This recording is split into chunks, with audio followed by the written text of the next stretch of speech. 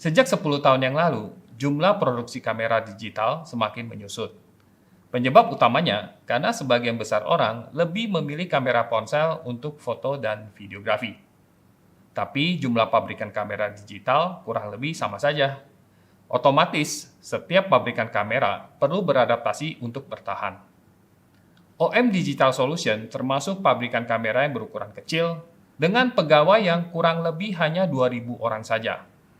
Sebelumnya, OMDS berasal dari divisi imaging yang dilepas oleh Olympus Corporation ke JIP atau Japan Industrial Partner di tahun 2020.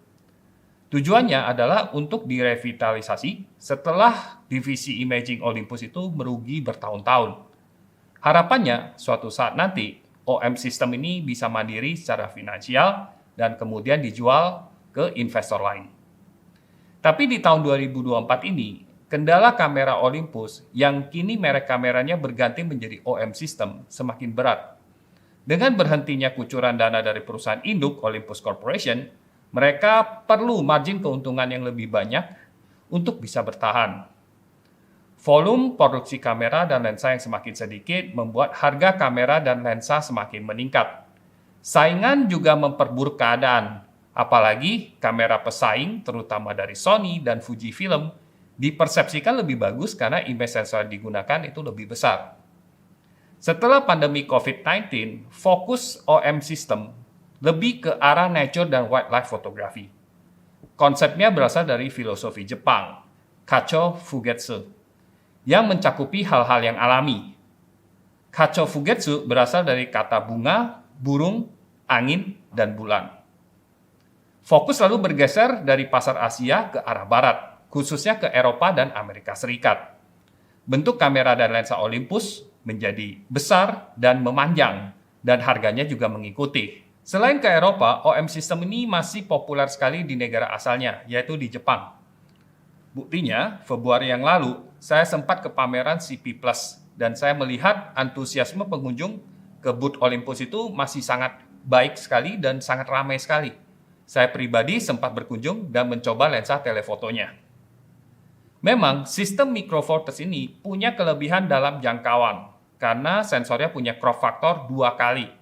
Tapi setelah memegang lensa telefotonya 150-400 mm, yang beratnya 1,8 kg, dan juga lensa barunya 150-600 mm, yang beratnya 2 kg lebih, saya merasa kelebihan kamera Olympus di masa lalu sepertinya semakin menipis. Kamera full frame yang beresolusinya 61 megapiksel atau APS-C yang 30-an megapiksel dengan lensa 150-600 mm itu dapat menghasilkan hasil yang kurang lebih sama meskipun harga kameranya memang lebih mahal. Di Asia Tenggara, khususnya di Indonesia, merek kamera Olympus sudah lama terkenal untuk fotografi street dan juga travel karena ukuran kamera dan lensanya kompak dan ringkas. Fotografer potret dan wedding juga menggemari kamera ini karena kualitas warna dan tonalnya enak dipandang. Memang ada juga fotografer yang menggemari satwa dan sport itu bisa terbantu dengan kinerja dan fitur Pro Capture di kamera Olympus untuk menangkap momen-momen puncak, tapi jumlahnya jauh lebih sedikit. Saat ini produk yang dijual resmi oleh distributor Indonesia yang baru hanya 2 tipe saja, yaitu OM1 dan OM5. Kamera yang lebih kompak dan terjangkau seperti seri Olympus Pen dan Pen Lite tidak ada lagi dalam daftar. Dan sudah lama sebenarnya sudah tidak diperbarui oleh Olympus atau OMDS-nya. Kalaupun ada, tersedianya di pasar kamera bekas. Pertanyaan besarnya adalah, mengapa OM System belum meneruskan lini Olympus Pen?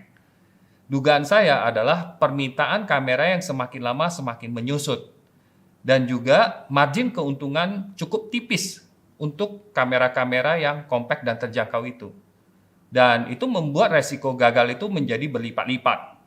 Selain itu, OMDS harus berhadapan langsung dengan penawaran dari produk saingannya, yaitu dari Sony dan Fujifilm yang harganya sangat kompetitif.